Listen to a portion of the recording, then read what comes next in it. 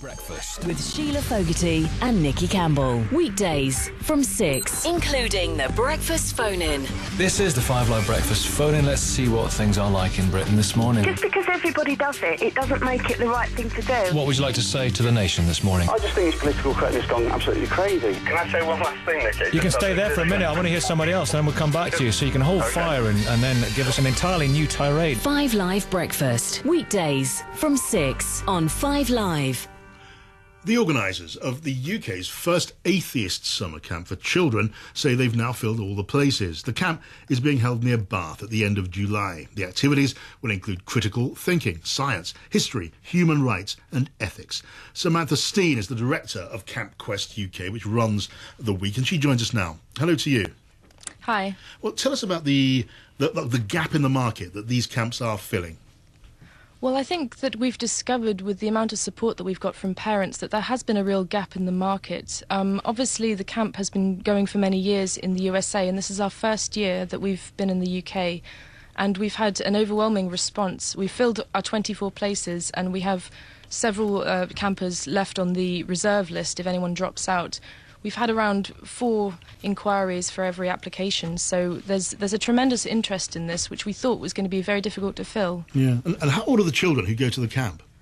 We actually have a rather large age range this year. We have the youngest is 7 and the oldest is 17. Yeah, I mean, there are a number of religious camps, aren't there? So I guess you'd say you're just filling the other end of the market. But tell us, how far do you push, as it were, the atheist message? Do you strongly advocate atheism, or is it not quite as strong as that? I mean, as far as our own beliefs are pushing atheism, then we have our beliefs, but the idea of Camp Quest is really to let the children decide what they think and not to force them to think anything, but to encourage them to think at all and to teach them methods of thinking. So we're going to run some activities on philosophy for children, and we'll run activities on logical fallacies. So it's really a way of getting the kids interested in thinking, interested in philosophy and questions of religion and all sorts of scientific and critical thinking. So to that extent, you're not promoting atheism as such. You are offering it as another way of thinking together with the other religious doctrines. Well, it's very much a camp for atheists rather than an atheist camp. We're not pushing an agenda because the children who are coming here are mostly atheists already. So we're not trying to convert anyone. And if there were a Christian child, although the term sort of doesn't really sound right, it's just a child. But if there was a child who was from a Christian family who wanted to come, we wouldn't say no, we would encourage them. And we wouldn't say, yes, we've got a child that we can convert now. We would say, why do you think what you think?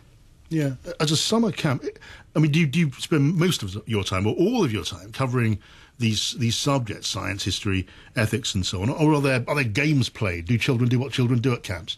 Oh, there's plenty of games. In the afternoons, they do regular outdoor activities. We're being hosted by on an outdoor activity centre, so they'll be doing things like canoeing and zip wire and archery and all those kind of fun things.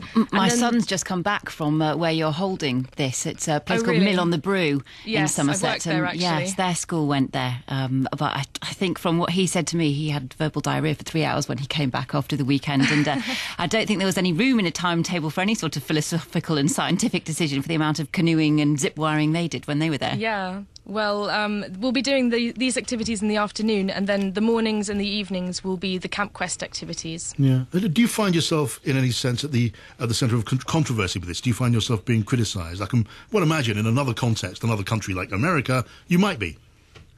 Well, I think that the media has a very strange attitude towards atheism.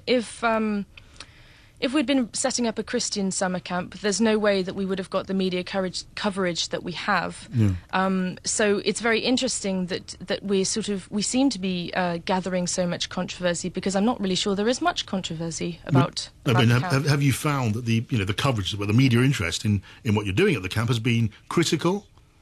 It's been very mixed. Yeah. We've had coverage in a lot of the national newspapers, and some has been good, some has been bad. Yeah, and is it going to grow? Is this organisation going to grow? Will you have more atheist camps? You seem to be getting a pretty good response.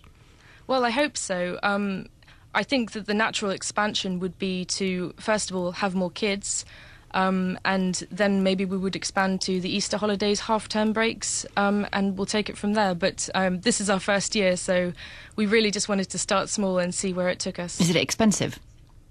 It costs £275 for a 5-day, for the 5 days.